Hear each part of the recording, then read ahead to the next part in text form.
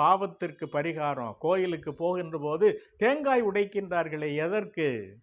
கடினமாக இருக்கின்ற அந்த ஓட்டுப் பகுதியை உடைத்தால் மட்டும்தான் என்னுடைய மனம் தூய்மையாகும். எப்படி? உடைத்த அந்த தேங்காயில் இருக்கின்ற அந்த வெண்மை. கண்ணீர் சிந்த வேண்டும்.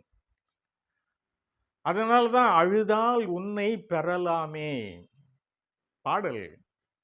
அழுதால் உன்னை பெறலாமே. என்னுடைய பாவத்தை நினைந்து உன்னிடத்தில் நான் அறிக்கை செய்து அதற்காக கண்ணீர் மல்கி கசிந்து உருகி உன்னிடத்தில் நான் வேண்டிக் கொள்ளுகின்ற போது, ஏன் போற்றி பாடல்கள் எல்லாம் இப்படியே அமைந்திருக்கின்றன?